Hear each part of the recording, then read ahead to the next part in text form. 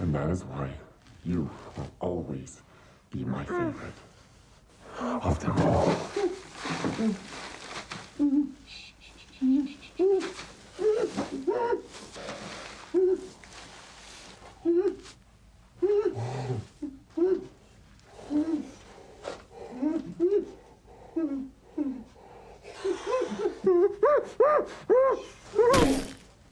Tonight, folks, we are talking the season 2 premiere of The Creep Tapes. Stay tuned.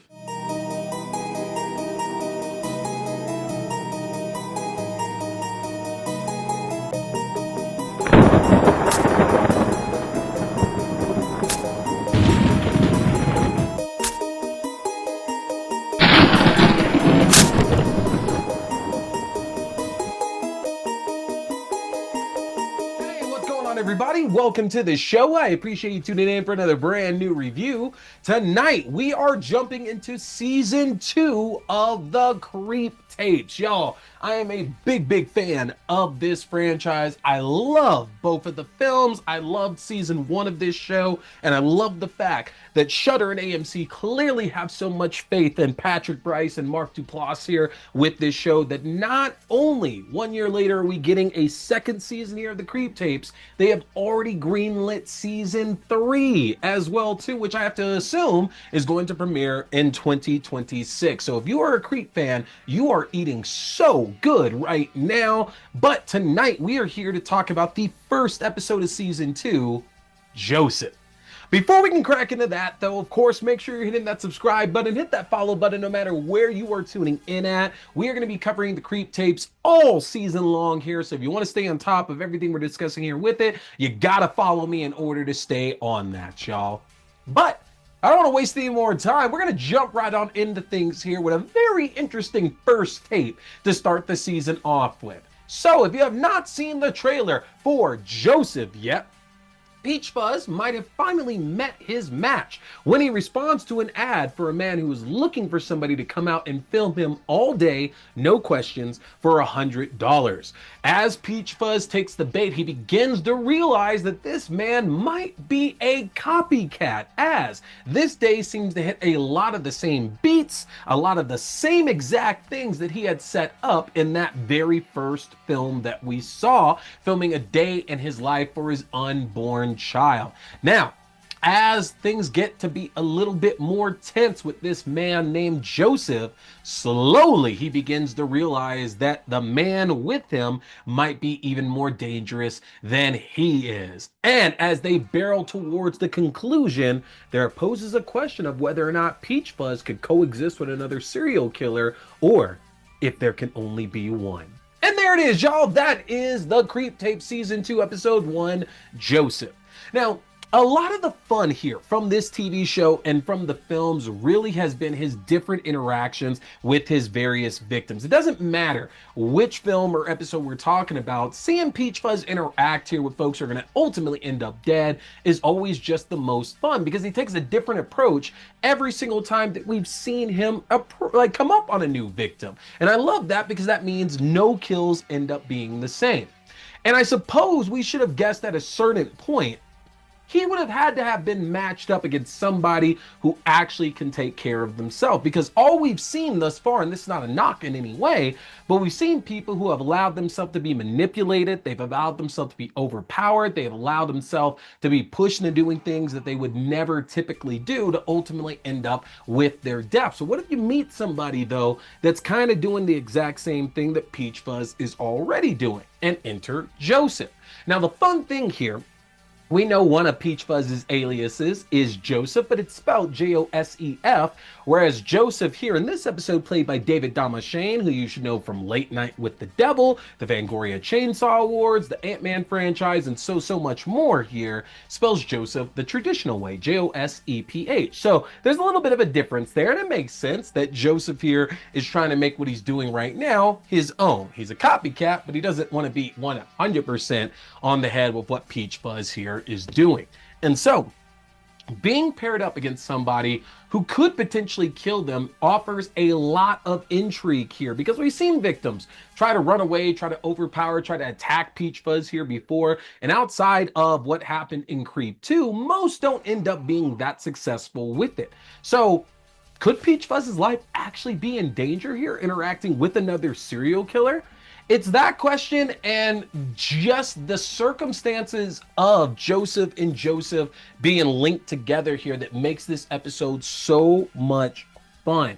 I love getting to watch Mark Duplass put on different personalities, different persona every time there's a new victim here. But the fact that he's approaching this as somebody who feels a little indignant that somebody has taken his shtick right now, and he doesn't know, does he want to work with this person? Does he want to kill him, make an example out of him? We don't really know specifically where his headspace is, because Peachfuzz, Joseph can be kind of all over the place. So that's some of the fun here of this episode, is trying to predict ultimately what Joseph is truly trying to get to at the end of all of this. And we start to see those cracks show up super, super quick, because a lot of the same beats again from that first film are there. The fact that the other Joseph immediately tries to hug him, and then Joseph turns the table by trying to get another hug back the second after that one's done. The whole idea of filming him bathe while he's talking about these things for his unborn son. It's the same thing, but it's played for laughs this time around, and a truly really, really good one, honestly, that I think would only work with David Damashane here. But he goes off into the bathroom to start drawing a bath, and then, you know, Joseph Peachfuzz comes in to keep on filming. And apparently the other Joseph has been doing a monologue, has been saying all these things that need to be recorded. But because the bath is so loud, Peachfuzz hasn't picked up any of that. So you can see how annoyed he's getting. The fact that he's just ready to be done with all of this. Like, he might literally call the murder off because of how Peachfuzz is being with him.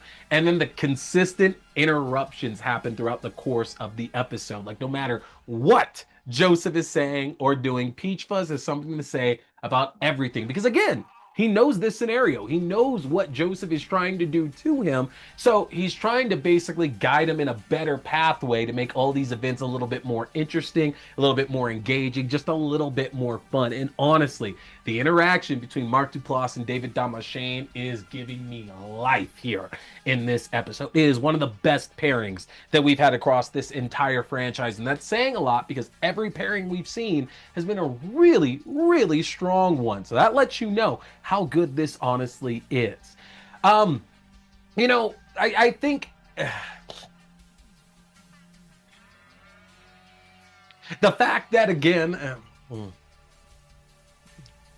I love the fact, again, that Joseph is so put off and taken aback by the fact that Peachfuzz is really engaging in all this with him. Because, of course, just like Peachfuzz before him, Joseph is expecting that this person has no idea what's going on, and that they're kind of going to the beat of their own drum as things get weirder and weirder. And if they keep themselves there, obviously they're going to end up dead. But Joseph is getting more and more annoyed that Peachfuzz just kind of seems to be directing everything that's happening. And like I said, kind of just wants it all to be done. To where we get to this point in one of the most hilarious scenes here in this franchise, to where Peachfuzz sets up a Princess Bride kind of test here, complete with reenacting voices by Wallace Shawn and talking about Chris Sarandon in it, and telling him, I have drugged one of these drinks. Which one is it? Because I know you're trying to knock me out right now, so maybe we could fight over it or do whatever. And ultimately, when Joseph's not showing any kind of enthusiasm for it,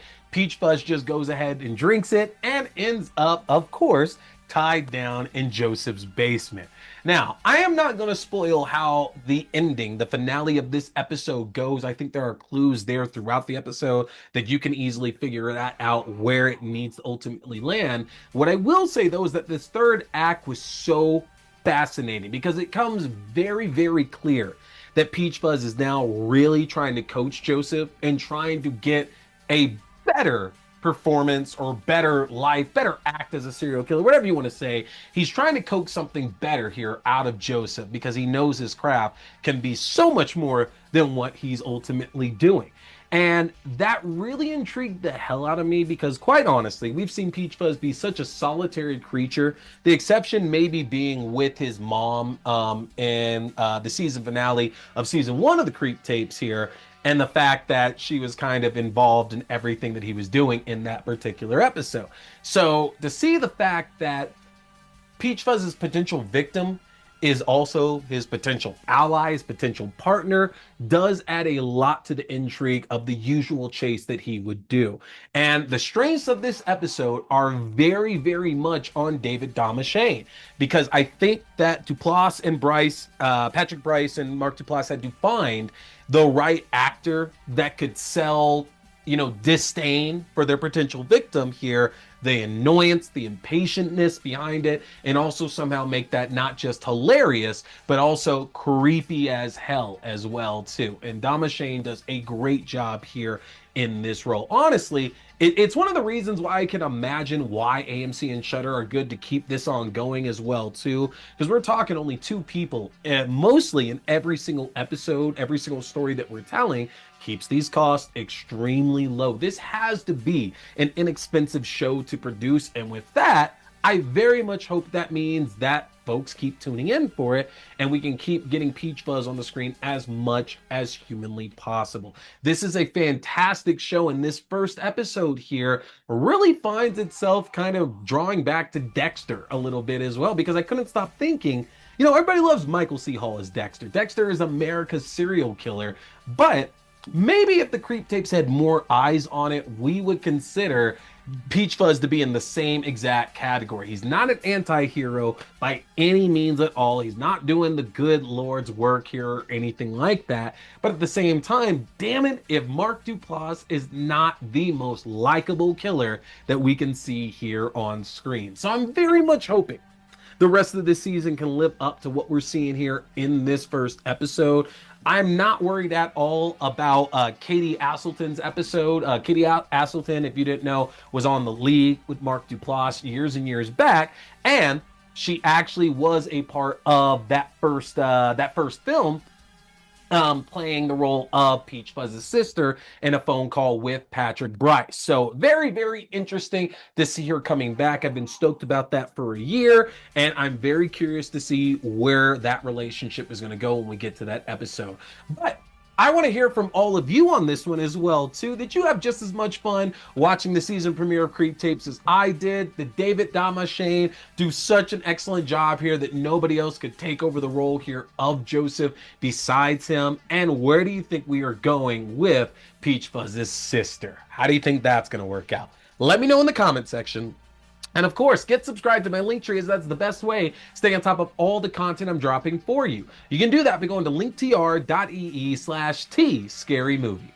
If you get subscribed, that's going to give you access to the YouTube page for the video versions of the show, your favorite podcasting platforms, the audio-only versions of the show, my Letterboxd page for written reviews and movie rankings through the year, my TikTok page for short horror content, including movie news, premieres, and reviews, my Twitch page for horror gaming, including Phasmophobia, and my Fangoria shop page. You're going to enjoy a 20% discount off anything in the Fangoria shop. Take advantage of that, y'all. Hit that subscribe button, hit that follow button, no matter where you are tuning in. We're going to be following season 2 of the Creep Tapes all season long here with the 6-episode season that we have. And we have so much other stuff that we're talking about as well, too. Coming up here, we're going to be talking Street Trash, the original Toxic Avenger, Welcome to Derry, more of the Talamasca, Shelby Oaks. Got a lot coming up here that I don't want any of y'all to miss. But this is going to do it for me here tonight. Thank you so much for tuning in, y'all. My name is T, talking scary movies. Stay scared.